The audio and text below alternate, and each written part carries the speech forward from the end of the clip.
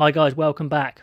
So what sort of team will Warren Gatland actually go for in this second test? We've all picked the teams we'd go for. I was chatting to 2 Cents Rugby last night about all things about that first test. And the big question is, what is Warren Gatland going to do? So, a team that I think he might go for, or a similar team, is this.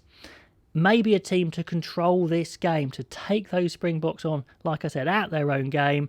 I think he'll go for Wyn Jones if he's fit in the front row at loose head. He's his preferred loose head.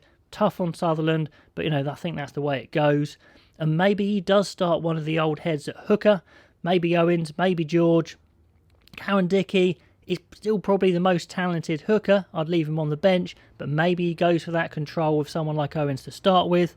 Furlong obviously retaining his place. Now in the second row, I think he clearly is going to go for a Toje and Jones again, and I think he'll want them to play the full 80 again. Now there's plenty of cover in this team. Laws could go second row, Byrne could go second row, so it's not a problem if they need to change it, but I think they're going to want to play those guys all the way through.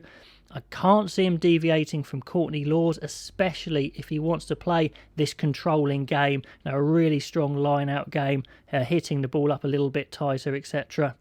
But he might well swap out Curry for Watson on a bit of a rotation basis. I think Watson deserves his chance, so I don't think see that as a problem, really freshening the team up. Curry certainly made a number of mistakes.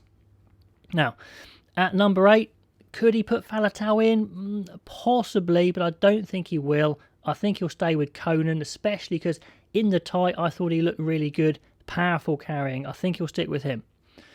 But he could go for the more experienced Murray at 9.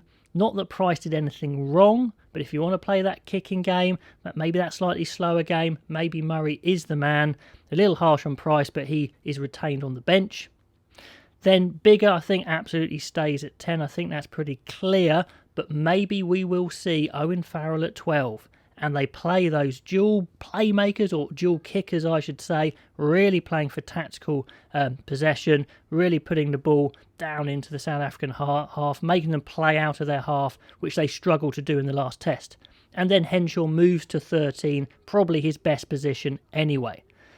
In the back three, Van der Merwe was probably the best back three, but I think maybe he will put Williams in that back three somewhere, maybe on the wing, then with Watson, then with Hogg, probably the best high ball tactical kicking back three. On the bench, you'd then have your impact front row, the English front row to come on, Cowan-Dickie, Vunipola and Sinclair.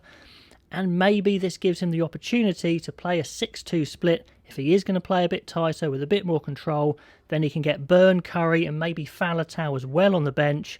Price covering 9.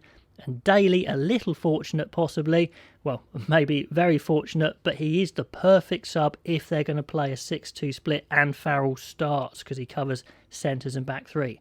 So could he play a team like this? Let me know how feasible it is, who you think will be picked, and I will catch you guys next time.